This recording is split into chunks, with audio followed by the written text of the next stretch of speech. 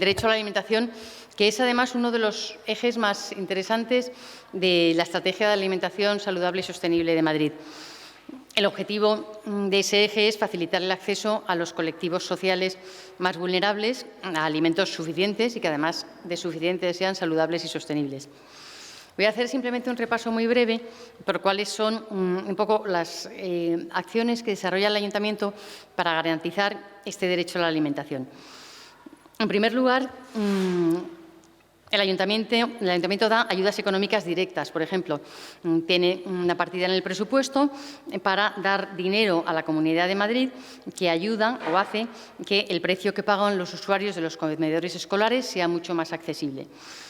Este esfuerzo que hace el Ayuntamiento se ha incrementado desde los casi 6 millones de euros en 2018 hasta los más de 7 millones en 2020. Además, dentro de estas ayudas económicas directas, se dan también ayudas individuales que gestionan los servicios sociales al nivel de las juntas municipales de distrito. En 2018 se otorgaron más de 5.000 ayudas.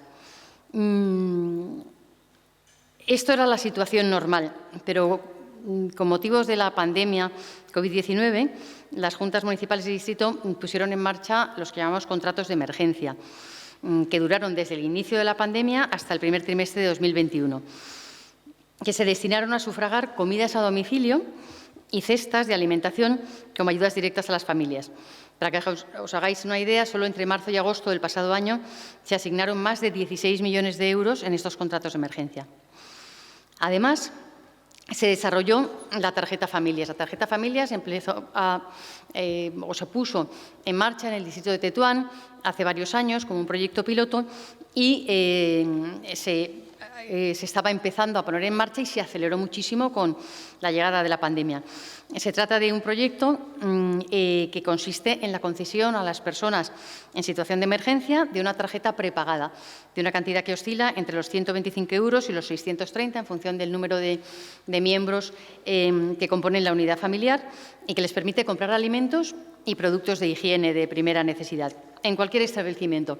Por tanto, pues es una forma de dar respuesta a una emergencia social a través de un instrumento que es un instrumento digno en cuanto al tratamiento, puesto que no estigmatiza de alguna manera a la persona que recibe esa ayuda, tiene su tarjeta prepagada, va a la tienda donde quiera, compra y ya está.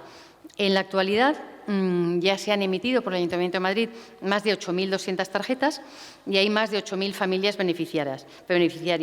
Esto ha tenido un coste, por el momento, de 5 millones y pico de euros en ayudas a la alimentación y que, bueno, pues por desgracia todavía esa necesidad se mantiene.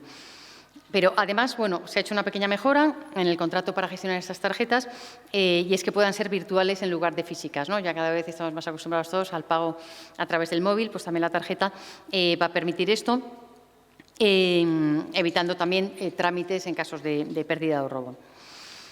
Además de estas ayudas económicas directas, el Ayuntamiento también gestiona ayudas indirectas, como por ejemplo organiza o mantiene los centros de día infantiles, que lo que facilitan es la conciliación en horario de tarde y que incluyen la merienda a los niños, ¿no? Hay 43 centros, 1.700 y pico plazas y en total pues 2.300 niños y niñas disfrutan de esta ayuda. También los centros que se abren en vacaciones, que incluyen los desayunos de media mañana y la comida, de 18.800 plazas en 2019, etcétera. Otra forma de ayuda o de contribución del Ayuntamiento es a través de Mercamadrid y del Banco de Alimentos. El Banco de Alimentos trabaja en 4 locales que ha cedido Mercamadrid, en los que se lleva a cabo la recogida y la distribución de alimentos a familias en riesgo de exclusión social y utiliza donaciones de productos alimenticios de todo tipo de las empresas que operan en Mercamadrid. En 2019 fueron 2.000 toneladas a 139 entidades sociales. Durante la pandemia, la delegación del Banco de Alimentos en Madrid reforzó muchísimo su operativa, gracias pues, también a la generosidad de los comerciantes, productores, etcétera, llegando a gestionar casi 3 millones de kilos de alimentos frescos donados por las empresas, lo que supuso un incremento del 60%, o sea, un montón respecto a 2019. Hay otros programas municipales también de servicios de alimentos, como es la comida a domicilio para mayores, que en 2020 llegó a 4.000 personas, que son esas personas que tienen problemas de salud o nutrición o de dependencia y que se les lleva directamente a su domicilio, comedores sociales y centros de acogida.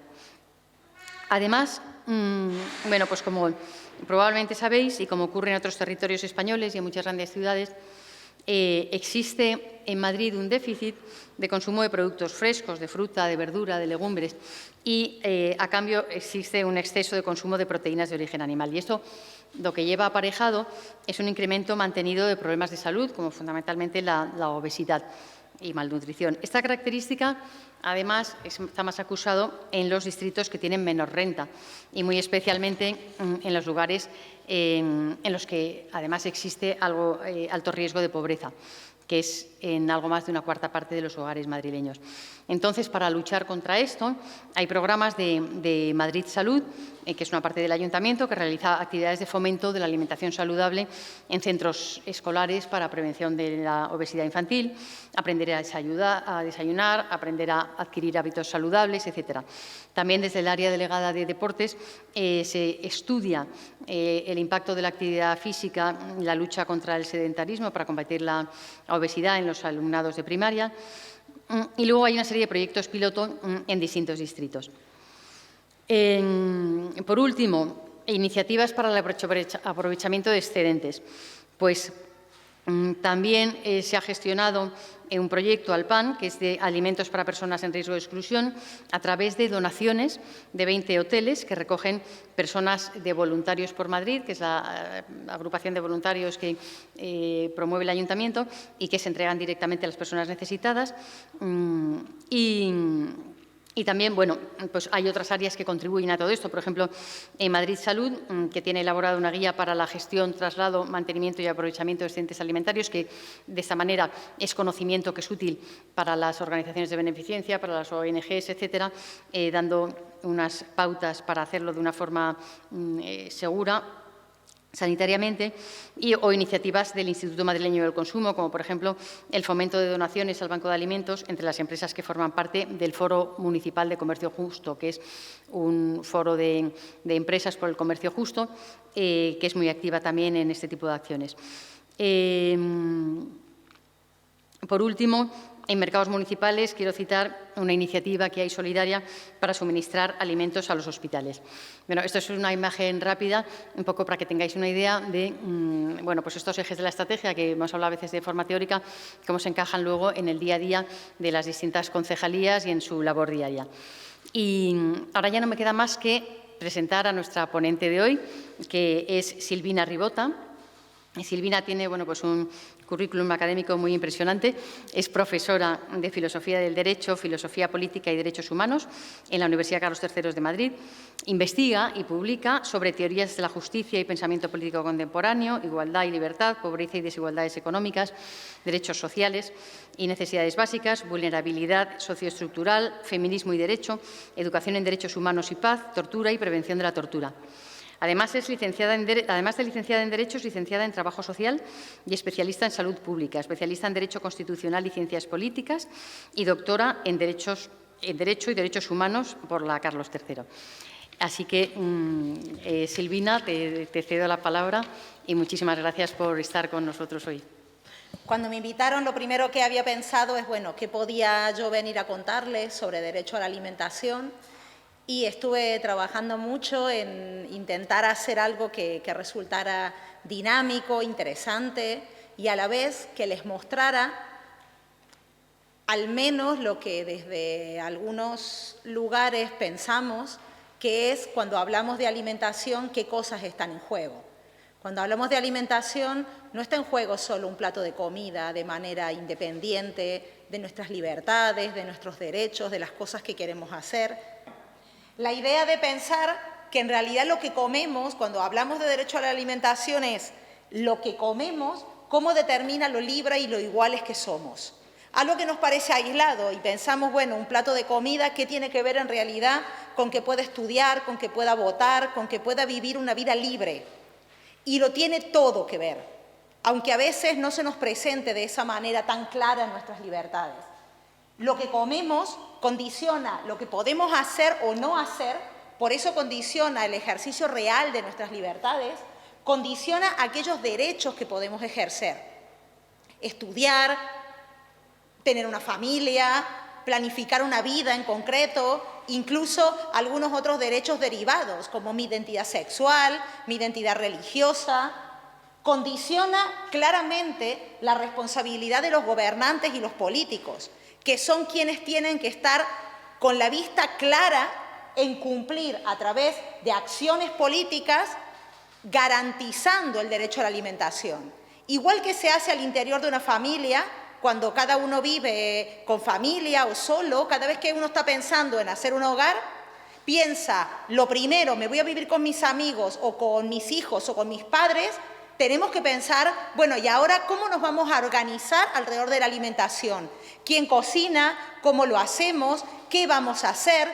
¿Dónde compramos la comida? ¿Cómo gestionamos económicamente la comida?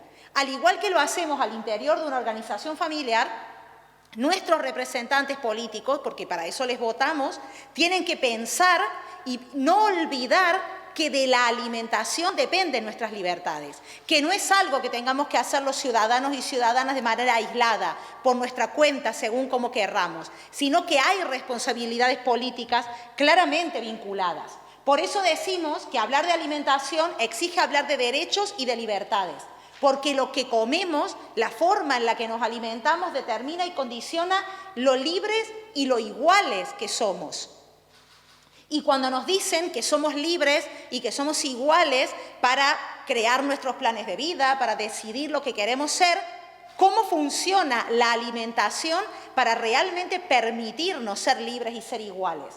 Por eso decimos que uno de los problemas centrales de nuestro mundo actual, no solamente de Madrid, que es donde vamos a estar haciendo referencia siempre, nuestro ayuntamiento, nuestra ciudad, la ciudad de Madrid, pero no solamente pasa en Madrid, sino que en todo el mundo el elemento esencial que nos lleva a hablar de pobreza o de desigualdad es porque las personas que viven en entornos más vulnerabilizados económicamente tienen más obstáculos, tienen más carencias, más problemas para acceder a una alimentación sana, adecuada, de calidad. Como nos decía recién la persona que me precedió, no es casual, sino es claramente causal que en los barrios, en las zonas más desfavorecidas económicamente, las personas se alimenten peor. Claro, por supuesto, porque el mercado de la alimentación es un mercado caro y porque alimentarse bien es más caro que alimentarse mal. ¿Por qué? Tiene que ver, y lo vamos a ir viendo a lo largo de todo lo que he pensado contarles, por pobreza y exclusión social de manera clara, desempleo, marginación, tener un sueldo, un salario, en el mejor de los casos mensual, pero que resulte escaso para garantizar realmente una calidad de vida adecuada en términos de comprar fruta, comprar verdura, comprar pescado, comprar carne, comprar de calidad. Y ya no hablemos de hacer alimentos que realmente resulten ecológicamente sostenibles. Cualquiera que compare el precio de un queso o de un producto que es ecológicamente sostenible, está muy bien proteger nuestro medio ambiente, por supuesto. Pero por si no se habrán dado cuenta cuando compran, eso resulta mucho más oneroso que comprar el más barato. Por lo tanto, no es que las personas que tenemos menos dinero no nos interese el medio ambiente. Es que no tenemos dinero para comprar ese producto que resulta ecológicamente sostenible, porque no hay las adecuadas protecciones por parte del Estado para realmente apostar por una subvención genuina a los productos ecológicos, los productos de la huerta. Pobreza energética. Vamos a volver sobre estas cosas. Pobreza energética implica no poder garantizarme el acceso a los servicios energéticos de manera clara y adecuada. Y a través de los servicios energéticos es que cocinamos, es que mantenemos nuestros alimentos, y piensen que hay un déficit muy serio en toda España y en Madrid en particular cuando hablamos del precio de la electricidad, por ejemplo, ya lo sabemos todos en Madrid, y también como todavía hay unos vecinos nuestros de la Comunidad de Madrid, pero son vecinos madrileños, como en la Cañada Real, que hace más de un año que siguen sin tener electricidad, cómo eso impacta en su calidad de vida y en la satisfacción de las necesidades. Precios del mercado de alimentos, lo que estaba comentando recién, calidad, precio y acceso. Para que los alimentos resulten accesibles, la accesibilidad tiene que ver con mis ingresos y con lo que cuesta. Si no hay una relación entre lo que ingresa y lo que cuesta, entonces no me resulta accesible. Ese es el cálculo que hacemos todos cuando tenemos un dinero X, el que sea, que ingresa al hogar. Tenemos unos gastos fijos, que suelen ser alquiler y los servicios. Y luego, incluso no consideramos muchos de nosotros que la alimentación es un gasto fijo. ¿Por qué? Porque la adaptamos a lo que nos va quedando. Y lo que nos va quedando en relación al alquiler o algún gasto eventual fijo que se nos presente, entonces eso lo distribuimos en la alimentación. Y en eso que distribuimos en la alimentación, nuestras madres, nuestras abuelas, hermanas, generalmente mujeres, que son quienes nos encargamos de ir al mercado, de saber dónde se vende la fruta más económica, la verdura más económica, la carne más económica, somos las verdaderas ministras de economía para poder redistribuir ingresos que resultan escasos en intentar dar calidad y a la vez algo que pueda pagar. La calidad, si no, es un ente un poco antojadizo. Muchas veces la calidad de los productos es un lujo que muchos de nosotros no nos podemos permitir. También está vinculado con la desertificación, el calentamiento global, el impacto medioambiental. No podemos olvidar cómo eso afecta también al propio mercado de alimentos y a las propias estrategias de cada uno de nosotros para sobrevivir. Y las políticas de acceso a la tierra. Tener un huertito es casi tener un inmenso privilegio para poder mantener algo que en las economías rurales, en los pueblos, es más sencillo. Pero en la ciudad de Madrid como tal, es casi imposible poder tener un huerto propio. Y ya vamos a ver qué otras alternativas podría haber. Por eso, hablar de alimentación exige hablar de derechos y libertades y tener en cuenta, no olvidar el acceso desigual que hay a alimentos adecuados, a aquello que llamamos la buena calidad de vida, al mercado de alimentos en calidad y a la democratización de los mercados en oferta y demanda. No es algo que pasa solo en Madrid, que las personas más vulnerabilizadas económicamente, aquello que se suele llamar ligeramente las personas más pobres o que viven en condiciones de pobreza, se alimentan peor. Y son claramente las que tienen más problemas de salud vinculadas a la alimentación. No solo obesidad, también desnutrición y malnutrición. Y piensen que hay una cosa muy importante vinculada a esto actualmente. La mala alimentación, dentro de los múltiples efectos que tiene, un efecto grave y terrible, son aquellas enfermedades como por ejemplo la diabetes, que viene por una mala alimentación. ¿Y cómo todo esto se vincula? Se vincula con la idea de salud de manera clara, porque una de las causas que agravan las posibilidades de tener que nuestro cuerpo reaccione peor al coronavirus, es la diabetes. La diabetes grado 2, que es la que se llama la que deriva de una mala alimentación. Por eso vemos que incluso las personas más vulnerabilizadas económicamente no solo están peor paradas respecto a la alimentación de manera concreta, sino cómo la alimentación se vincula a otras áreas de salud. Frente al coronavirus estábamos peor, porque nuestro cuerpo estaba peor preparado porque tenía más enfermedades vinculadas a una calidad de vida adecuada. Y todo eso tenía que ver con el acceso a alimentación, con los precios en el mercado de los productos sanos, saludables, adecuados. Por eso decimos, aparte de que la desigualdad, que aquí no vamos a tener mucho tiempo, pero que cuando hablamos de desigualdad, hablamos de desigualdades que se vinculan a etnia, raza, a cómo somos según nuestros orígenes, a clase social y económica, que no es solamente personas ricas y personas pobres, sino toda la diversidad económica que me sitúa de manera distinta según el acceso. Porque aquí, en el país en el que vivimos y en la ciudad en la que vivimos, tenemos Estado social, recortado, pero Estado social. Y no es lo mismo que en nuestro escaso presupuesto tengamos que pensar en pagarnos salud o pagarnos medicamentos de manera onerosa, como sucede en los países donde no hay salud pública, que en un estado donde hay salud pública. Esa diferencia es vital en el presupuesto, porque estamos pensando qué cantidad de dinero vamos a dedicar a alimentación. Pues si no viviéramos en un estado social, si no viviéramos en un estado que nos garantiza salud pública, tendríamos que dedicar menos a alimentación todavía, porque tendríamos que dedicar más a salud.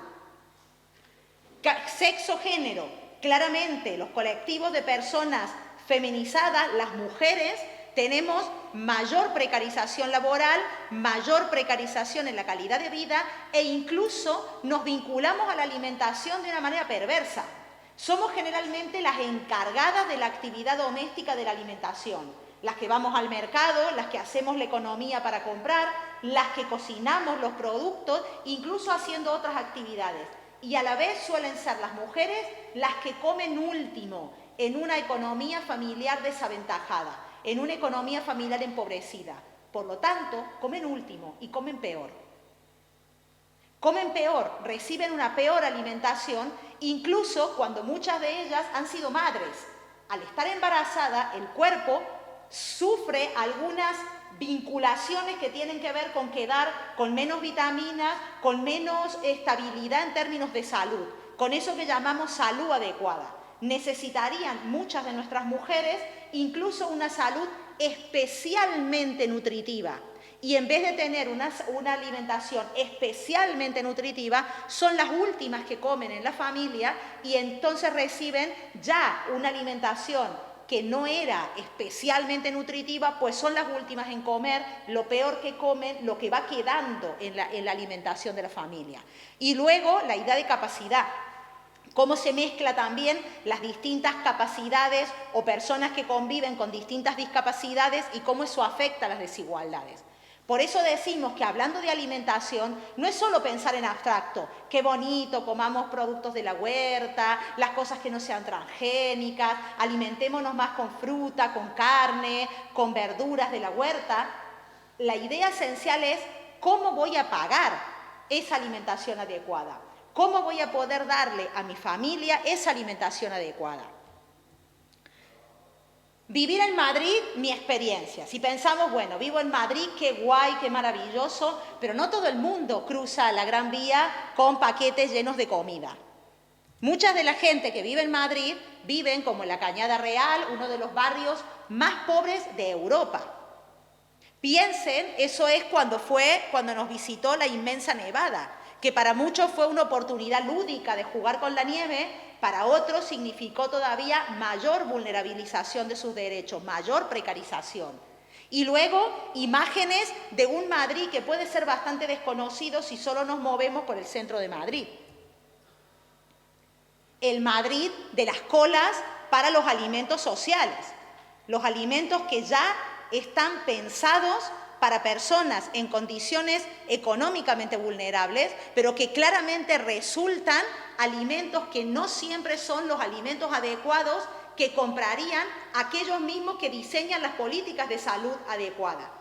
No vamos al mismo mercado para comprar muchos de los productos que recoge la gente que va a los mercados, a los comedores sociales o la gente que claramente vive directamente en la calle. Para muchas de estas personas ese es el entorno de Madrid, esa es su casa en Madrid.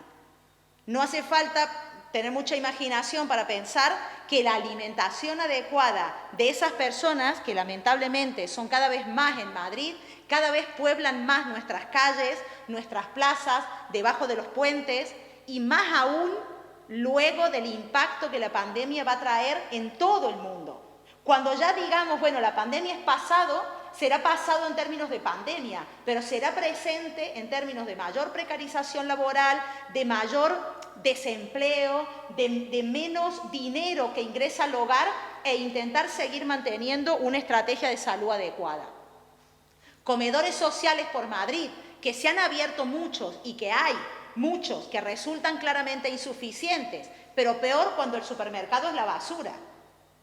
Cuando, como habrán visto cualquiera de los que vivimos en Madrid, la gente buscando en los contenedores de basura el alimento que van a llevar a sus hijos. Una imagen que los que venimos de otros lugares, como quizás se habrán dado cuenta, soy argentina, aunque hace 22 años que vivo en Madrid, recuerdo claramente, porque las imágenes de los que venimos de lugares más empobrecidos económicamente, sabíamos que esa no era una imagen que nos encontrábamos en Madrid. Eran imágenes ocasionales de personas viviendo en un parque, de personas recogiendo comida en la basura. Pues ahora no son tan puntuales, no son tan ocasionales. Cada vez comienzan a ser más comunes en el panorama, en el paisaje madrileño. ¿Y por qué todo esto es importante traerlo? Porque las condiciones materiales, cómo vivimos, condicionan nuestra autonomía. Y eso es mi principal y esencial mensaje. Cuando hablamos de alimentación, estamos hablando de libertad. Si la gente no come bien en términos de calidad nutricional de la alimentación, la libertad que tiene también está empobrecida. La libertad que tiene es una libertad que no es plena, porque las opciones vitales se vinculan de manera directa con tres cosas que voy a intentar contar de alguna manera. Cómo la pobreza es una falta de libertad, cómo cuando soy pobre no soy libre, porque no puedo pensar realmente qué es lo que quiero hacer de mi vida en términos de plan de vida. No puedo optar qué quiero hacer de mi vida, porque ya tengo escasas posibilidades para desarrollar eso que estoy queriendo ser. Y a la vez, cómo la libertad plena, la libertad genuina, la libertad real, implica y exige desarrollo humano. Si no hay desarrollo humano, no soy libre. No importa cómo me digan que soy libre y soy igual. Si realmente no puedo desarrollar lo que quiero ser, sea ser zapatero o sea ser médico, tener una familia o no tenerla, ir a la escuela o estudiar cualquier otra cosa que yo quiera hacer. Esa es la idea en la que se vincula el alimento, la alimentación adecuada, suficiente en calidad y en cantidad, con las cosas que yo quiero ser en términos de libertad. Esa es la principal idea que quiero compartir. Cuando nos hablan de alimentación, no nos están hablando de un plato de comida, nos están hablando de nuestras libertades y de nuestros derechos, porque la alimentación, lo que las personas comen, condiciona de manera directa lo libre o no que puedan ser. Y no solo eso, sino que aparte se vincula de manera muy clara con la idea de necesidades básicas. La alimentación es una de las necesidades básicas. Y cuando las personas tenemos necesidades básicas insatisfechas, no solo se daña mi libertad individual o mi autonomía individual, también se daña la democracia en la que vivo. Porque para la democracia necesitamos que las personas sean autónomas, sean libres y vivan en paz social. Y cuando tengo hambre, cuando mis hijos tienen hambre, cuando estoy desesperada para conseguir una comida, una alimentación con que saciar a mis hijos, la idea de paz social se resquebraja. No hay nada más cruel que ver a un hijo llorar de hambre. Cuando eso sucede, la moralidad y tus escrúpulos de lo que está bien y de lo que está mal se difuminan. Porque tú tienes delante a tu hijo que llora de hambre. Y tú tienes delante una situación laboral precaria. Y encima sabes lo que es una alimentación adecuada y lo que no. Y conoces que le estás dando a tu hijo no solo más carbohidratos, claro, porque los carbohidratos son mucho más fáciles, mucho más baratos de conseguir. Y tu hijo se está alimentando de una manera inadecuada. Y eso pasa un día, y eso pasa 2 días. Y ves que tu hijo se enferma más que el otro. Ves que tu hijo crece menos que el otro. Y también puedes ver cómo tu hijo tiene en el colegio menor rendimiento que otro. Porque lo que comemos también condiciona mi capacidad de pensar, el desarrollo del pensamiento abstracto. Se vincula de manera directa con el desarrollo de todas mis potencialidades y capacidades humanas. Por eso, cuando hablamos de satisfacer necesidades básicas, estamos hablando de autonomía, de genuina libertad y estamos hablando de democracia. No somos genuinamente democráticos si tenemos un pueblo que pasa hambre. Si hay gente que pasa hambre. Esa debería ser la preocupación central de nuestros gobernantes siempre, siempre, porque un pueblo que pasa hambre es un pueblo que no es libre. Las necesidades humanas, podríamos hablar muchísimo de qué son las necesidades humanas o cómo se vinculan, pero yo quería vincularles o quería poner el punto en que cuando tengo necesidades que no satisfago, y ahora vamos a ver qué son un poquito las necesidades, cuando tengo necesidades que no satisfago, no puedo elegir planes de vida y no puedo llevarlos a cabo. Hay dos momentos de mi libertad que se dañan: el escoger los planes y el llevar a cabo los planes. Y cuidado, para realmente ser libre, tengo que tener adecuadas condiciones para el desarrollo de mi vida, tanto cuando elijo los planes de vida como cuando quiero llevarlos a cabo. No solo basta tenerlos en un momento, los tengo que tener garantizados en los dos.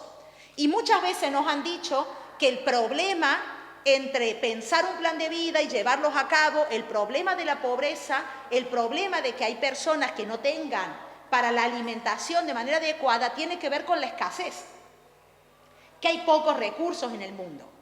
Esa es una explicación completamente tergiversada de la realidad. Si la explicación a que hay pobreza en el mundo o que algunas personas no pueden satisfacer la necesidad de alimentación de manera adecuada, que es lo que nos ocupa, si el problema fuera la escasez, si la causa fuera la escasez, pues entonces todas las personas que vivimos en una comunidad, todas las personas que vivimos en un barrio, en una zona, en una ciudad, tendríamos y sufriríamos los mismos problemas de acceso. Pero la ciudad de Madrid es una de las ciudades más polarizadas de España. Significa que la brecha, el hueco, el abismo que hay entre las personas más pobres y las personas más ricas es muy amplio, cada vez más amplio. Eso implica que el problema de nuestra ciudad, de nuestra comunidad, incluso de nuestro país, porque últimamente España se ha colocado en un lugar muy, muy malo, que es el lugar de aumentar la desigualdad interna. Somos en Europa el país que más ha aumentado la brecha entre pobres y ricos. Y eso es algo muy grave, porque cuando la brecha comienza a abrirse, es muy difícil cerrarla. Éramos un país muy igualitario. Y ahora la tendencia, claramente, somos el más desigualitario de Europa. Claro que en el mundo hay países que están peor, pero es que nosotros estábamos mucho mejor. Y producto de la precarización de nuestras políticas públicas, de los recortes de derechos sociales, una vez y otra vez, y producto de vendernos que lo que nos pasa es porque los bienes son escasos, cuando en realidad lo que pasa es que hay una distribución injusta de los recursos. Y frente a esa distribución injusta de los recursos, lo que necesitamos es un Estado, unos gobernantes que realmente apunten a redistribuir la riqueza de manera más igualitaria, para que todos podamos ser realmente iguales, realmente libres y, cuidado, y nuestras democracias sean genuinamente más sólidas. Cuando hablamos de necesidades, hay una cosa así para explicarles en general, porque decimos, bueno, ¿por qué es tan importante la alimentación en nuestras necesidades? Primero, porque cuando decimos que es una necesidad, tenemos que diferenciar la necesidad y el objeto que uso para saciar esa necesidad. Cuando hablamos de alimentación adecuada, estamos hablando de necesidad. Y necesidad es lo no volitivo. La necesidad es lo que no elijo. Yo no elijo tener hambre. No elijo tener que alimentarme de manera adecuada. Eso tiene que ver con mis requerimientos humanos. Si no satisfago la necesidad de alimentación, muero. Si no satisfago la necesidad de alimentación, mi cuerpo enferma.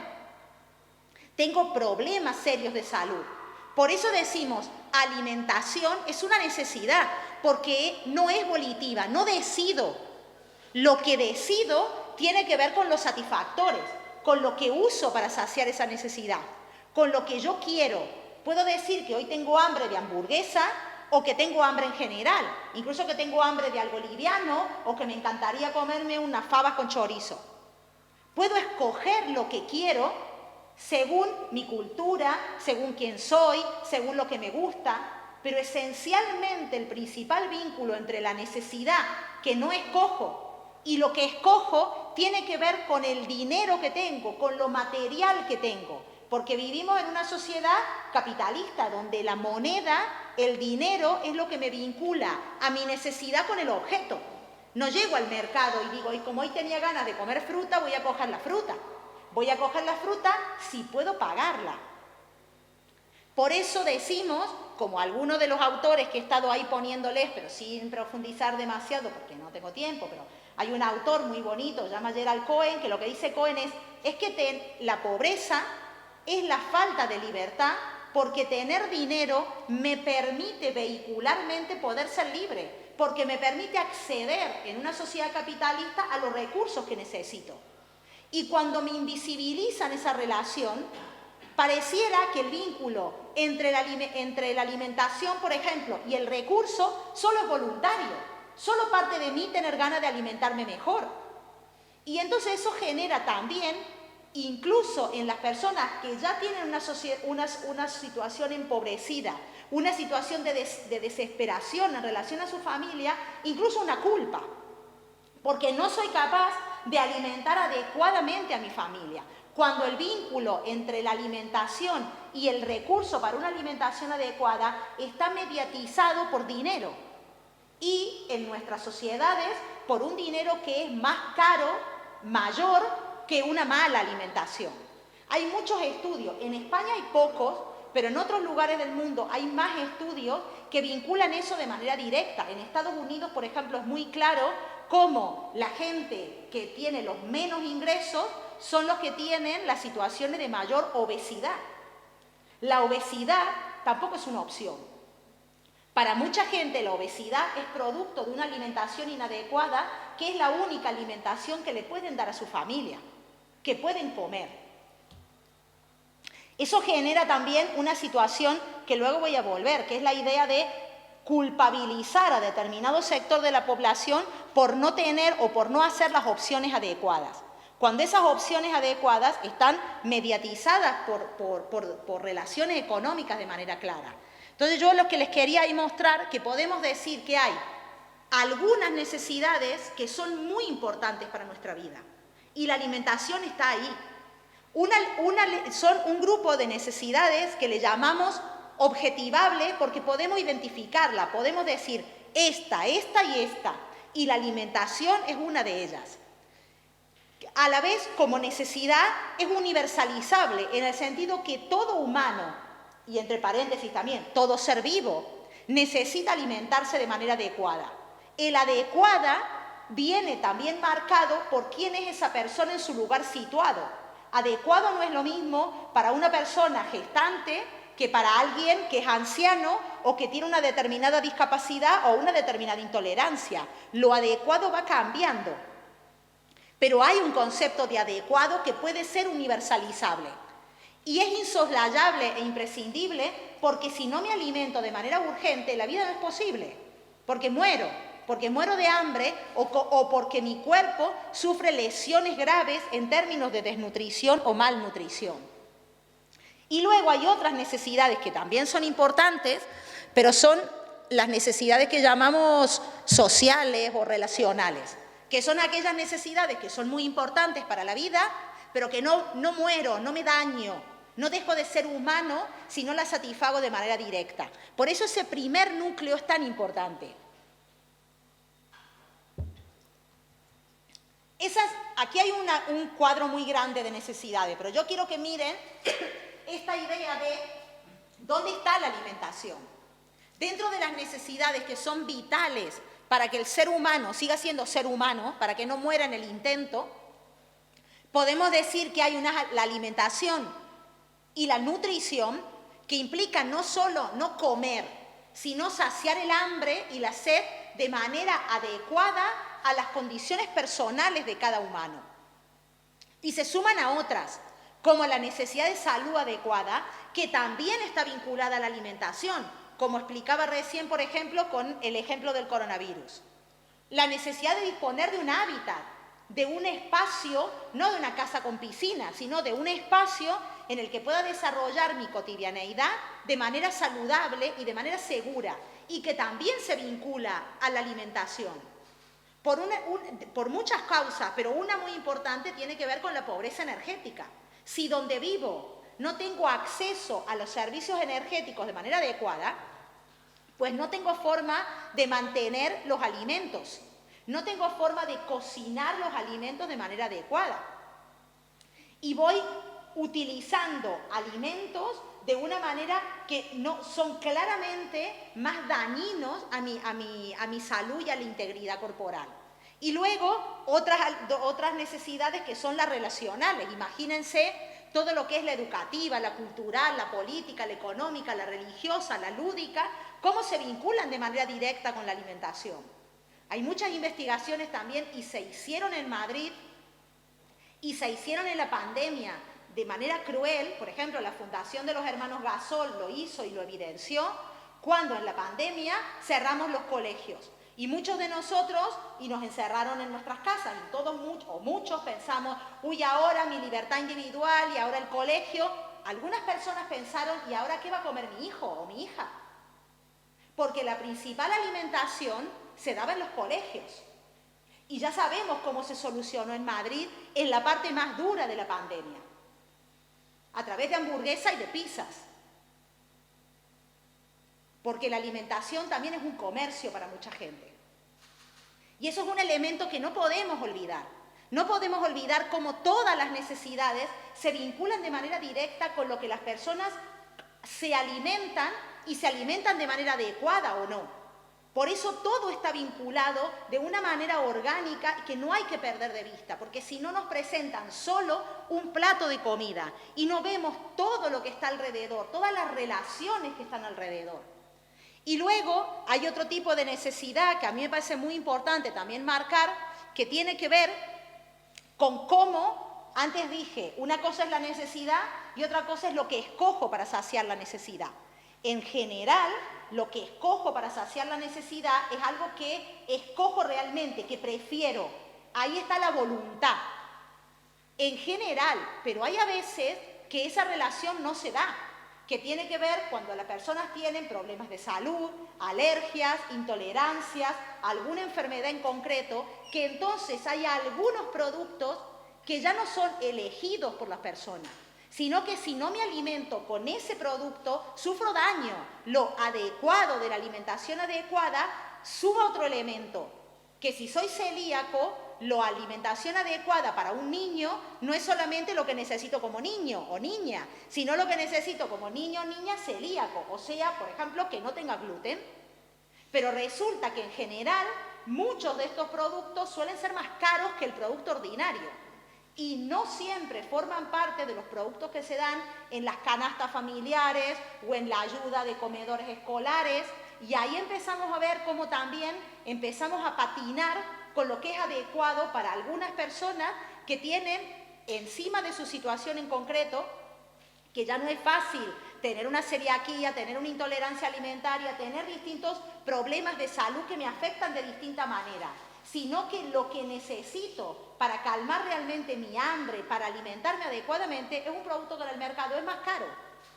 Y por lo tanto voy a tener que gastar más por ese recurso que por otro más barato, pero es que ese más barato no sacia de manera adecuada. Y cualquiera de ustedes, si vive con alguien que sea celíaco o intolerante a alimentos o tenga alguna particularidad alimentaria, sabe perfectamente a lo que me refiero. Cómo incrementa lo que tengo que destinar a alimentación. Y cómo en los comedores, tanto comedores escolares como comedores sociales, como alimentación que se da de manera por el Estado, no siempre o muy pocas veces se tienen en cuenta estas particularidades concretas, incluso en lo que se le da en términos de dinero para que gaste en alimentación. Si alguien tiene una persona con celiaquía o con intolerancia alimenticia o similares, va a gastar más para obtener la misma satisfacción de alimentación adecuada. Y luego, bueno, esto es un poco lo que estuve contando, y luego la idea de cómo, ya creo que estoy acabando, cómo la desigualdad y la desigualdad económica, esta brecha entre pobreza y riqueza, esta brecha entre los que tienen más y los que tienen menos, vinculado a la alimentación en concreto, marca una condición de pobreza en lo que se vincula de manera directa con que, por supuesto, no tengo para comer. Piensen que una de las definiciones más extendidas de pobreza, cuando pensamos, bueno, ¿qué es pobre? Generalmente se suele pensar, pobre es el que no tiene para comer, ¿no? Parece que lo decimos primero. Incluso antes de pensar que no tiene para pagar un alquiler o para vestirse, pensamos de manera inmediata, pobre es el que no tiene para comer. o es tan pobre que no tiene para comer. La alimentación está siempre vinculada, pero no solo en lo poca o en lo insuficiente, también en la mala calidad. Y en esa última parte está la trampa de muchas de nuestras sociedades que parece que ocultan los problemas de alimentación porque no hay gente pidiendo para comer en la calle o pidiendo para comer de manera tan común o tan reiterada como en algunas otras sociedades más pobres. Pero cuidado, el que no anden pidiendo por la calle no significa que la alimentación que están recibiendo sea adecuada. Y eso es una invisibilización de la emergencia social que hay detrás. Por eso, el problema de las sociedades con más problemas económicos, las sociedades en vías de desarrollo, los países más pobres del mundo, tienen más problemas de desnutrición. Mientras que las sociedades como en donde está España, países que están, incluso España está en los países con índice de desarrollo humano de los más altos del mundo. No olviden que tenemos una de las expectativas de vida más altas del mundo. Y más altas del mundo, ¿saben qué significa? Significa una brecha de más de 30 años de vida. Más de 30 años de vida entre los países como España, Francia, Irlanda, que vivimos aproximadamente entre 83 y 84,6 años, y algunos países, por supuesto, pobres, casi todos ubicados en el continente africano, con una expectativa de vida cercana a los 50, entre 45 y 50 años, como Nigeria, el país más poblado de África. Por eso cuando decimos los pobres comen poco y los pobres comen mal, también tenemos que decir, cuidado, los pobres también mueren y enferman por no comer bien o por comer mal. Y esa se vincula con otras carencias, vivienda, saneamiento. Claramente, piensa en el saneamiento en escenarios de pobreza, cómo se vincula con la alimentación, la salud, el ocio, todo está vinculado. Muy importante. No es tanto lo poco o lo mucho que tengamos, no olviden esto, sino lo insuficiente que resulten para generar capacidades para esa persona situada, para quién somos. No necesita lo mismo una familia de 3 hijos que una de 1. No necesita lo mismo una familia de 3 hijos si uno es celíaco o el otro tiene una discapacidad o uno está embarazado o otro es un adulto mayor. Necesitamos situadamente cosas distintas. Por lo tanto, ese nivel que nos suelen plantear de objetivo, las personas que viven con menos de $1 o 10 euros al mes o a la semana, nos brindan solo una pequeña parte de la realidad.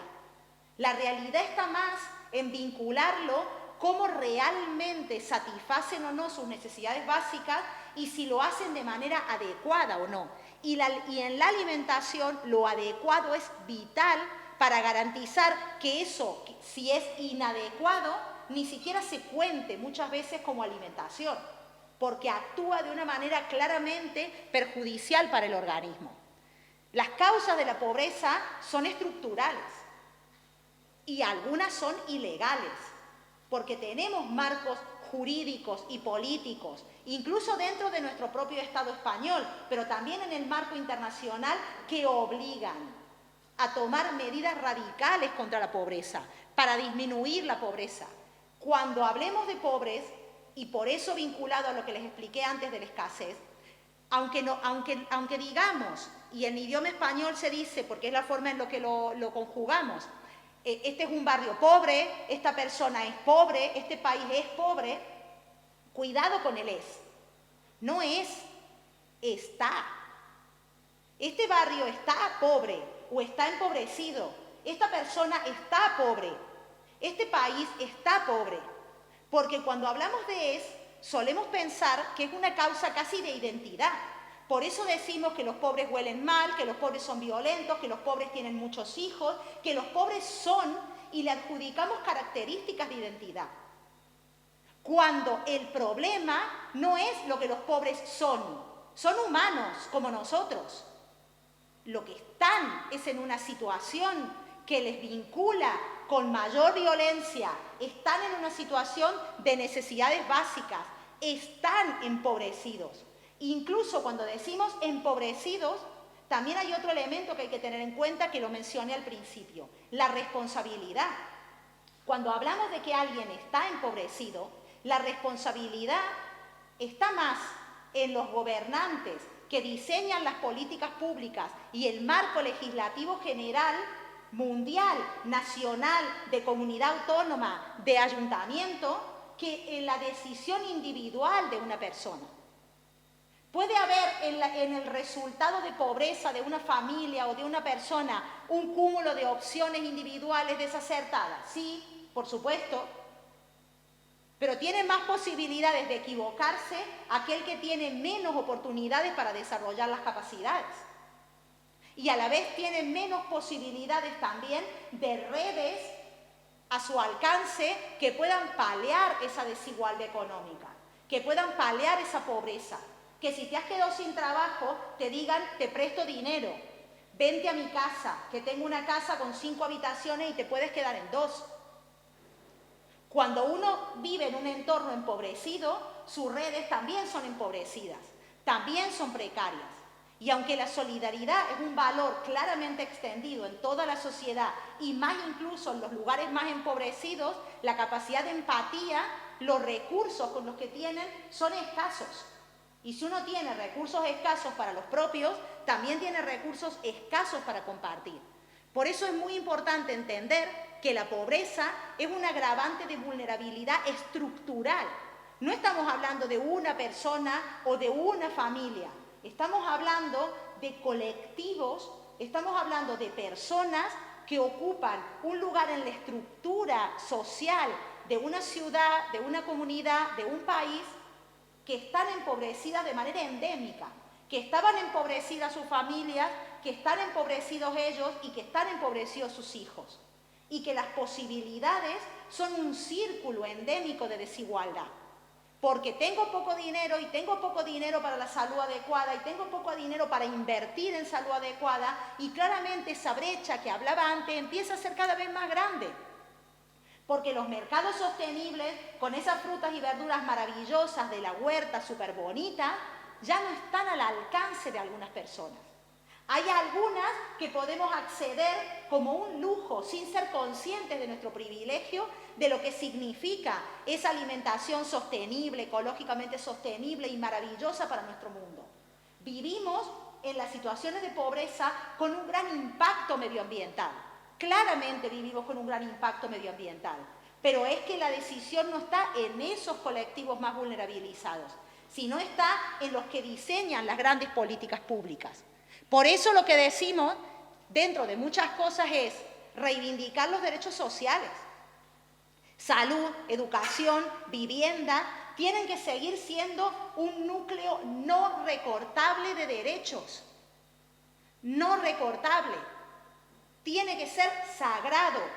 No podemos permitir que nos sigan recortando derechos sociales, económicos y culturales. Porque cuando nos recortan salud, educación, inversión en vivienda, nos están recortando democracia y nos están recortando libertades. Y esto no es utopía, es justicia social y a la vez es casi una racionalidad antisuicida. O resolvemos la desigualdad o tomamos de manera clara lo que la desigualdad implica o vamos a estrellarnos de manera clara como ya lo han hecho muchas otras sociedades. Y ahora llegamos a la coyuntura del coronavirus. Coronavirus no es que vino un virus y justo atacó y entonces qué mala suerte que a algunos les dio peor que otros. No, ni fue el coronavirus, ni fue Filomena el que impactó de manera igual en todos los humanos que vivimos en Madrid. No. Siempre las personas enfermamos o morimos según el lugar que ocupamos en la estructura social. Nuestros cuerpos, nuestras vidas no están igualmente preparadas, tanto para un fenómeno medioambiental como pudo haber sido Filomena, como para un virus. Está de manera clara los vínculos y entre cómo nos alimentamos y cómo podemos enfrentar virus como es el coronavirus especialmente con una enfermedad concomitante como la diabetes y cómo se genera esa diabetes. Por eso algunos hablan, en vez de pandemia, de sindemia. Otro concepto muy interesante, sindemia, que significa algo que es una pandemia, pero los efectos devastadores tienen que ver por cómo se combinan con otros problemas sociales que ya estaban. No es solamente que se expande el virus, sino que se expande el virus sobre un mundo que ya era desigualitario, donde ya había gente que estaba ubicada en distintos lugares muy diversos y muy desaventajados para hacer frente a ese problema. Por eso, solo tomé para acabar algunos datos de, por ejemplo, es una asociación del European Anti-Poverty Network, que es una asociación europea y mundial, que este es un informe que hizo sobre la pobreza social en España. Y claramente habla de todo de lo que hemos estado hablando. Ha llovido sobre mojado. No estábamos bien y vino el coronavirus.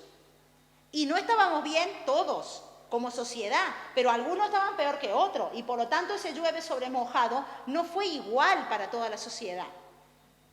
Y tiene que ver de manera clara con la mala alimentación. Y cómo la mala alimentación se vincula como un factor transversal en todas las políticas de salud pública.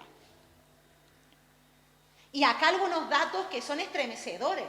El 12,3% de los hogares con niños, niñas y adolescentes no pueden permitirse una comida de carne, pollo o pescado cada 2 días. No pueden. Y estamos en España. Este valor es el más alto desde el que se tiene registro y duplica los porcentajes del periodo 2008-2011. O sea, vamos peor, veníamos peor y todavía no hay indicadores del impacto de la pandemia. El 21,5% de la población infantil vive en hogares donde se han producido retrasos en el pago de facturas de electricidad, gas y agua. Recuerden lo que expliqué antes de la pobreza energética. El informe de UNICEF sobre la Comunidad de Madrid, que dice que presenta los índices más elevados de desigualdad infantil de toda España. Entonces ya no es esto lo que opina un político concreto. Estamos hablando de organismos con toda la credibilidad de transparencia europea y mundial que nos están diciendo o nos ponemos las pilas con la alimentación saludable, democrática, genuina, igualitaria para toda la población, o estamos consolidando sociedades claramente estratificadas, cada vez más separadas y abocando a una parte de esa población a tener una vida menos libre, menos igual, más precaria y menos saludable. Al final, la clave pasa siempre por las políticas públicas. Las políticas públicas, hay cosas que se pueden hacer y seguir haciendo. Algunas de estas se hacen. Muy bien, me alegra que algunas se hagan, pero claramente no son suficientes y no tienen que ser aisladas. No tiene que ser solo un ayuntamiento, una comunidad, tienen que ser también coordinadas. Inversión clara en alimentos de calidad, limitaciones y controles de comida saludable. Tenemos colegios, hogares de ancianos, hogares de día, donde no hay claramente unos controles de qué se come, cómo se come y cómo se cocina. Lo que hay son controles de gastos, pero nuestra salud no puede estar mercantilizada. Control de calidad, cantidad, variedad, almacenamiento. Incentivar huertos urbanos públicos, por ejemplo, algo que se hace en muchos otros lugares de España. Tenemos tierras públicas, hay plazas, hay lugares que se podrían utilizar para huertos públicos. Me consta que los huertos públicos que hay en Madrid han tenido que luchar muchísimo con las administraciones para poder existir. Y eso sería una estrategia importante en la mercantilización de la tierra. ¿Quién tiene un patio para hacer un huerto? Muy pocas personas, y de verdad no alcanza con una maceta dentro de casa. Hay sitios en los que podríamos también democráticamente involucrar a los niños, a los adolescentes, a los jóvenes, a los ancianos, todos cuidando un huerto en el cual todos podamos recibir también comida saludable. Educar para una alimentación saludable. Claramente, no sabemos comer de manera saludable. Hay muchas cosas que no sabemos hacer y tenemos que aprender a hacer, entre otras cosas, también peticionar a nuestras autoridades de manera concreta. Si ahora sabemos lo que es una comida saludable, pues tenemos que exigir la comida saludable en la guardería pública en la que van nuestros hijos, al colegio público en el que van nuestros hijos, en los lugares donde el Estado también está presente o debería estarlo garantizando salud adecuada. Estímulos en publicidad, en cultura, en educación. Hay muy pocos estímulos públicos, algunos se hacen, pero son tibios en vincular el consumo con un consumo responsable y vinculado a salud adecuada. Estímulos a restaurantes que sirvan comidas saludables, controles de desnutrición y mala nutrición. No hay en Madrid y no hay en general en muchos lugares de España. Pero la pregunta es, ¿no hay porque no se necesite? ¿O no hay porque nos preocupa que empecemos a ver números de desnutrición infantil y números de malnutrición infantil en los centros de salud? La alimentación saludable y la salud no pueden ni deben ser negocios. Un pueblo mal alimentado no es libre ni es igual. Y solo para acabar, encontré estas fotos que me parecían interesantes. O sea, 5 cosas originales para hacer en Madrid con niños y una imagen bonita de niños. Pero estos niños, para poder jugar, sonreír, pensar, necesitan alimentarse. Para estudiar, necesitan alimentarse. Para planificar lo que quieren ser y hacer de sus vidas, necesitan alimentarse. Para estar sanos, necesitan alimentarse. Para ser y sentirse parte de esta sociedad, necesitan alimentarse.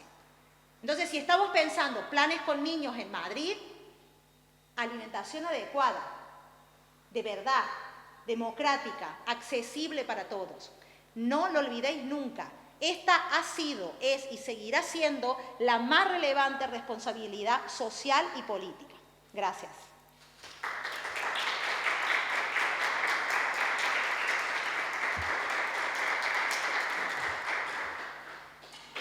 Y creo que queda una parte de preguntas o...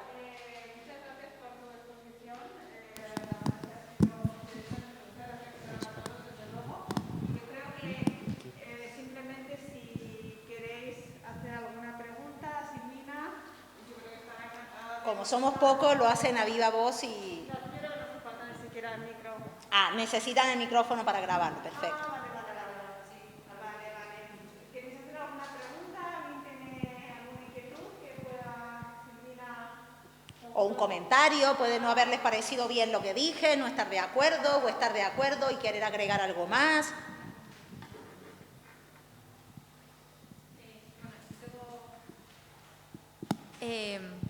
Para ayudar a, por ejemplo, a la gente que está empobrecida, como dices, ¿qué podríamos hacer nosotros para ayudar? El nosotros dependerá, el nosotros primero, el nosotros genérico, ciudadanos, ciudadanas con capacidad de voto, es primero exigir a nuestros representantes políticos que se tomen en serio la responsabilidad de la alimentación saludable. Que no nos hablen solo de alimentación saludable con un plato de comida, sino con todo lo que ustedes saben que está vinculado al resto de nuestras necesidades, capacidades, libertades, primero. Luego también exigir políticas públicas de manera concreta, ser fiscales de las políticas públicas, ser cada uno de nosotros. Recuerden que nosotros somos los soberanos. Nosotros somos los que trasladamos nuestra capacidad como soberanos a nuestros representantes para que en un tiempo concreto se ocupen de las cosas públicas. Pero la soberanía es nuestra. Exigir a nuestros representantes qué han hecho realmente. ¿A dónde hay posibilidades ecológicamente sostenibles, económicamente sostenibles? Una deuda importante, lo de huertos urbanos. ¿Cuántos lugares hay en Madrid que podrían ser huertos urbanos, por ejemplo? Ideas como esa hay muchas dando vuelta, de economías sostenibles, de lo que son las llamadas comedores sociales que tengan en cuenta también la diversidad en términos de quiénes son las personas que van a esos comedores sociales. Personas embarazadas, personas mayores, celíacas, intolerantes a determinados alimentos. Pensemos que los comedores sociales están bien, pero eso no puede ser la estrategia. La estrategia no puede ser que la gente vaya a pedir comida con todo lo que eso implica y todo lo que eso significa. Tenemos que preocuparnos También porque las estrategias saludables de alimentación saludable y de acceso dentro de las competencias que tiene cada representante político. No todo el mundo, y no se trata de que uno pueda cambiar el mundo, pero hay competencias que cada uno tiene. Dentro de esas competencias concretas hay acciones que tenemos que exigir y también tenemos que ser creativos con las opciones políticas, creativos con las cosas que tenemos, escuchar qué es lo que han hecho otras sociedades, otras comunidades. Muchas de las personas que habitan los barrios más empobrecidos de Madrid, muchos de ellos son migrantes de otras culturas, de otros países. Pues darles voz, escuchar qué es lo que tienen, qué es lo que hacían también en sus tierras, en sus sociedades, en sus culturas. Cómo manejan, todos podemos y debemos y tenemos que tener un rol activo. Desde la propia exigencia y tener esto también de responsabilidad política metido en la cabeza. Creo que lo importante también es como cambiar el chip, que cuando nos hablan de salud adecuada o de salud en calidad y cantidad, nos están hablando realmente de cómo puedo acceder cada uno de nosotros a esa salud adecuada, a esa alimentación adecuada, a esa vivienda adecuada. Que no se trata de la voluntad, que no se trata de que tenemos acá unas personas que les encanta comer mal y les encantan los carbohidratos y por eso tienen hijos que tienen obesidad, sino que hay una responsabilidad nuestra como sociedad que escoge representantes, nuestra como sociedad que fiscaliza a los representantes, que participamos en entidades públicas y cada uno desde su propio rol.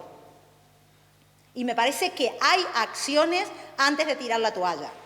Hay muchas acciones antes de decir, bueno, pues no podemos hacer nada y ahora encima la pandemia lo viene a complicar todo, esto está muy mal. No, porque no está muy mal. Y porque nosotros todavía vivimos en el país número 25 de 189 de índice de desarrollo humano. No estamos tan mal. Comparado con el mundo no lo estamos. Pero la idea es ¿para dónde queremos ir? ¿Queremos seguirnos manteniendo en los 25 o incluso aspirar a ser un país más igualitario? ¿O queremos seguir precarizando la salud, la educación, el acceso a comidas adecuadas y alimentación adecuada? Entonces ya sabemos a qué sociedades nos podemos ir pareciendo. Aquellas que tienen brechas mucho más grandes y también, muy importante, el impacto que eso tiene en la democracia.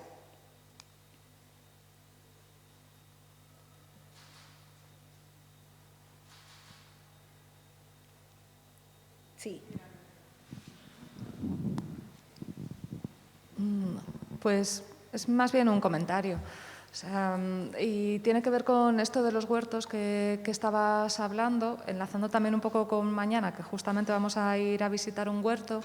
Sí que me parecía el huerto como un ejemplo de un espacio en el que se pueden solucionar o abordar esas distintas pobrezas de las que hablabas, ¿no? Porque los huertos, que no sé si son más de 50, no es un número altísimo, pero sí que como red y como recurso comunitario funcionan bien dentro de Madrid, siendo pues eso, cesiones a asociaciones, a grupos ecologistas, a asociaciones vecinales, y han tenido un papel dentro de la situación de pandemia en la que también han estado vinculándose con pues, comedores sociales, con despensas comunitarias en los barrios, ¿no? Entonces son como estos espacios en los que, además de acceder a una alimentación más sana, más sostenible, que es verdad que su capacidad productiva es muy poca para la población que puede tener necesidad, también son espacios donde crear redes, donde reforzar esos vínculos comunitarios de solidaridad y de apoyo al espacio más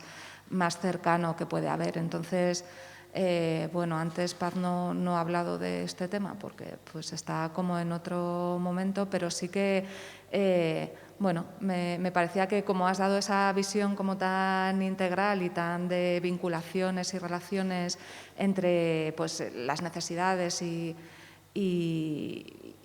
la satisfacción de esas necesidades, y has hablado un par de veces de los huertos, pues que creía que eran un buen ejemplo de unos satisfactores como múltiples o multidimensionales que puede haber en la ciudad. Un elemento muy importante de los huertos a rescatar no es solamente la existencia del huerto como tal, sino también la participación democrática de distintos sectores en los huertos. Muchos de los huertos están situados también en escenarios sociales que no son de los más precarizados económicamente. Y entonces también eso marca, cuando digo en mi punto, no es solamente que nos juntemos algunos a la vuelta de nuestra casa y hagamos un huerto, sino que también exista la posibilidad transversal y democrática de ver eso como una posibilidad social, en términos de política pública. Entonces, de la ubicación un poco de los huertos en Madrid, llama la atención eso, que muchos de los huertos que hay son también mantener el acceso a alimentación adecuada, que está muy bien, y de calidad, y todo lo que eso significa en términos de tener tu propia huerta y de lo que los niños aprenden con la huerta y de cómo colaboramos socialmente, pero en unos lugares muy concretos de poblaciones de Madrid. Y entonces sería importante que no solo perteneciera a algunas personas que tenemos una preocupación incluso más ecologista para hacer el huerto, sino que también fuera visto de una manera más transversal en la sociedad madrileña. Y eso es una labor que tiene que ver con educación, con incentivación, con estímulo, y tiene que ver con estímulos públicos, con cómo hacer para que eso llegue a más parte de la población y lo vean como una estrategia, que no es la única, pero como una estrategia posible y viable en una ciudad que tiene muchos espacios verdes y que tiene muchos espacios verdes que algunos podrían ser más rentables en términos de comida saludable. Se hablaba, no sé, en algunos colegios o en las aceras de los colegios de árboles frutales y que los niños pudieran coger, cuando es la época de la manzana o la época de la fruta que sea, coger la fruta incluso entrando a la escuela. Estrategias que no están vistas en nuestro entorno como cosas que se pueden hacer. Y algunas son incluso económicamente marginales. O sea, algunas no estamos hablando de una inversión económica altísima. Estamos hablando de cambiar el chip, pero para que el acceso sea también para todos. O sea, un acceso que sea también transversal. Y eso es por ahí también el reclamo. A veces, si no, el discurso de alimentación saludable se queda en un grupo más de gente que tiene más acceso a comprender qué es la vida ecológica, que también tiene más dinero para participar de esta vida ecológica. Entonces termina siendo un discurso que es de élite. Y entonces también elitizamos la salud adecuada, elitizamos la alimentación adecuada. Y estoy genial porque me compro un queso fantástico de unas vacas muy bonitas y unos productos que no tienen ningún contaminante, pero ¿quién? Yo porque lo puedo pagar. Entonces, ahí está la elitización del concepto de alimentación adecuada. Entonces, también el reclamo es democratizar esa idea de salud adecuada, que no solo se vea como un lujo, se vea como una posibilidad, comprender lo que significa la alimentación adecuada y que me lo pueda permitir como familia, que también pueda permitir comprar esa fruta, esa verdura, el pescado, la alimentación variada y de calidad, todas las familias que vivimos en Madrid. Y eso sería por ahí el reclamo más relevante en términos de más genuino.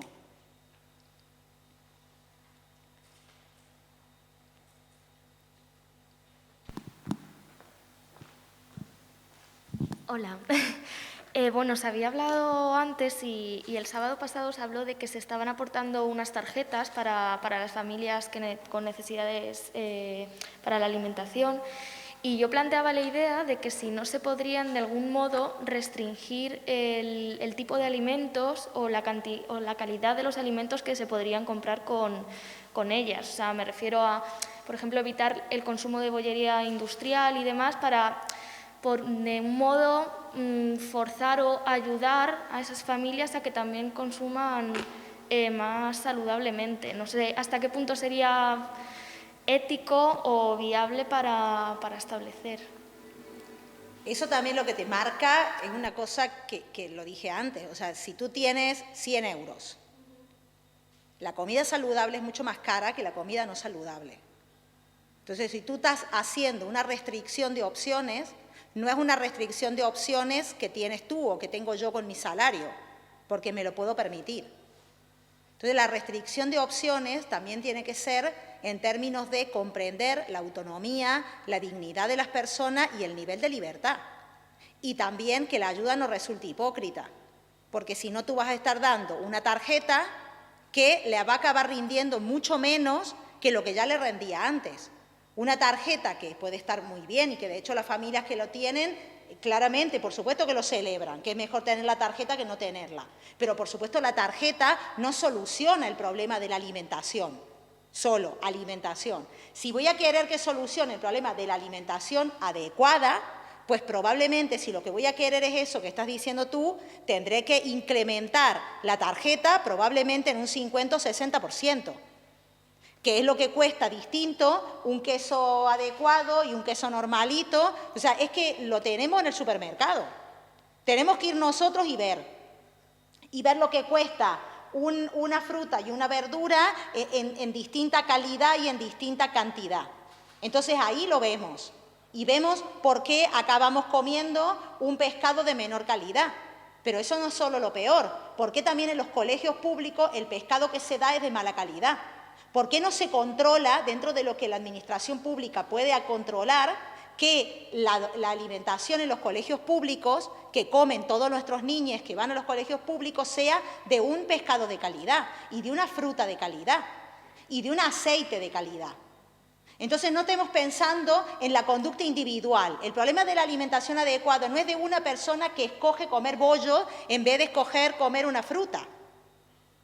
Es, primero, porque gran parte de esas personas, cuando es una opción individual, es lo que se pueden permitir. Y a la vez, ¿qué hacemos como sociedad, como políticos, como políticas públicas para realmente en la esfera de nuestra responsabilidad garantizar que sea así? Y esos controles no existen. Y entonces probablemente tú no compras panga o ese pescado más barato para comer en tu casa. Tú en tu casa te compras una merluza, pero a los niños en el colegio le dan panga. O le dan un pescado de menor calidad. O una calidad del aceite. Entonces, ahí está la competencia. ¿Qué es lo que puedo hacer yo como sociedad, como gobiernos, y qué es lo que pueden hacer a las personas en el uso de sus libertades? Pues yo le tengo que ofrecer como una política pública, pero no una política pública tramposa, porque si no voy a estar pensando que se alimentan a bollería porque quieren y no porque es lo único que pueden. Y cuando tú ves esas ayudas en la cantidad de dinero que consisten y sales al mercado y haces la compra de 2, de 3 niños y piensas desayuno, merienda, almuerzo, cena, y que sea nutritivo y que sea saludable y que sea ecológico y que no tenga parabenos y que no... Suma todo eso. Pero si hasta un gel de baño es casi el doble el que no tiene parabenos del normalito. Lavar la ropa que nos... todo. Entonces tú empiezas a sumar y es que lo otro resulta un discurso que a mi punto de vista es hipócrita. Porque entonces le estoy diciendo a esa persona que encima que es pobre, que tiene un recurso escaso, es adjudicándole una culpa. Por eso yo hablaba de la diferencia entre ser pobre y estar pobre. Es que cuando tú estás pobre, tu capacidad de elección también está limitada. Y entonces ahí es, o nos tomamos en serio lo que eso significa, porque hay cosas que podemos hacer, pero las cosas que podemos y debemos hacer, en mi opinión, no pueden pasar ni por culpabilizar más a las poblaciones que encima que no pueden, les voy a decir lo que deben o no deben hacer, cuando eso pasa, en términos de elecciones, pasa más en otros estratos, que son los estratos que deciden qué comer. Y entonces tú, si estás preocupada en eso, tienes que hacer políticas educativas claras en los institutos, claras en los colegios, incentivar lo de que se hacía en algunos colegios públicos, el tren de la alimentación. Un día comemos fruta y otro día... Claro, pero tú tienes que también estar atento de que si un niño no trae fruta 3 veces es porque probablemente no la tiene en su casa, no se la puede permitir. Entonces, todo eso es algo que tenemos que verlo porque las personas no son pobres, sino que están pobres. Y entonces tiene que formar parte de la forma en la que diagnosticamos las políticas públicas y las ejecutamos. Si lo que queremos es que las personas sean más libres y más iguales, genuinamente. Bueno, no sé si les he contestado de manera adecuada. Yo sé que venía a plantear una cosa un poco distinta y peculiar, pero yo creo que cada uno en el rol que tiene. Y a mí me pagan por pensar, por ser disruptiva, por ser crítica y por decir cosas que otras personas no pueden decir, pero yo sí, porque soy académica, me pagan para eso. Y si en mi rol de académica no digo las cosas que creo que son genuinas y que hay que decir, siento que no estoy colaborando en nada. Probablemente yo no pueda poner yo un huerto urbano, porque no sé ni cómo plantarlo, pero puedo decir estas cosas. Y creo que cada uno de nosotros podemos hacer en nuestra labor, podemos aportar granos de arena y carreteadas de arena para que esta situación cambie, para realmente todos juntos intentar hacer una ciudad mejor, una ciudad más igualitaria, más genuinamente libre, más genuinamente democrático, donde todos y todas y todes vivamos mejor. Bueno, nada más. Gracias a ustedes.